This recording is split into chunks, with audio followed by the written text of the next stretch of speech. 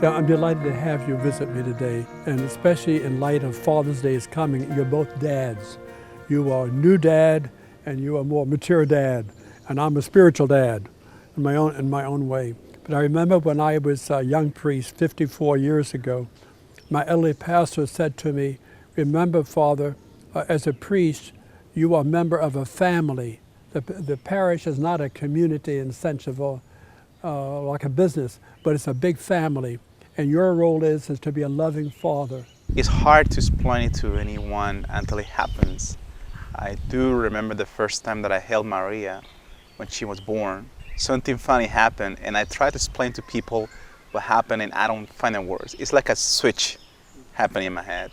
Because I held her, then I gave her back to the nurse, and she left the room, and I was quiet. I couldn't talk.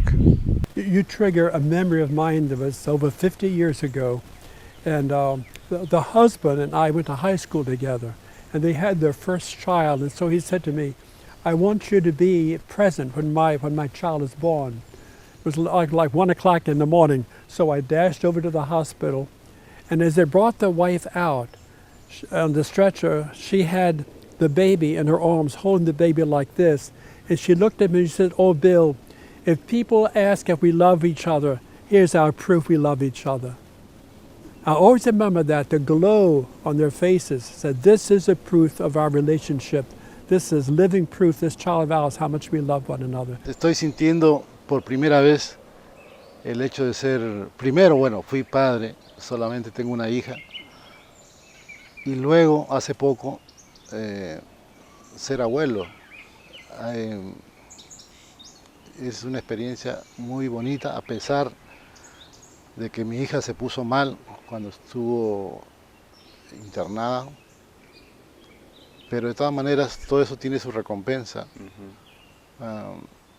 Mi hija ahora está bien, el bebé también está bien, entonces ahora me toca disfrutarlo. One of my first altar boys, now he's a grandfather, but I remember when he called me around 2 o'clock one morning, and I thought it was a sick call.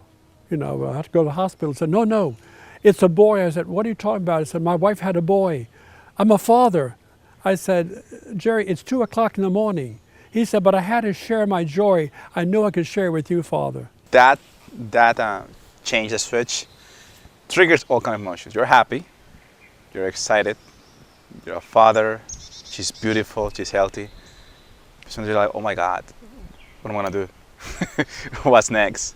And my parents make fun of me because sometimes they call in and I had to set up a college fund and I had to make sure that I save for this. Like, she was like 3 months old. She's only 3 months old. She cannot even sit by herself right now. And you're worried about college. You're worried about a retirement plan. You're worried about an inheritance. And it's like, yeah. I received a beautiful letter, and a woman, she sent me, of all things, a cake in the mail from Washington. I haven't seen this woman, it must be 40-some years. And in the letter she said, when Al died, she and her sister, when our dad died, we were very young, and you stepped right in, you were a father to us. You kept us going and kept the family together and brought us joy and happiness. And I just want this little gift to let you know we have not forgotten that you in a special way are a father to us too.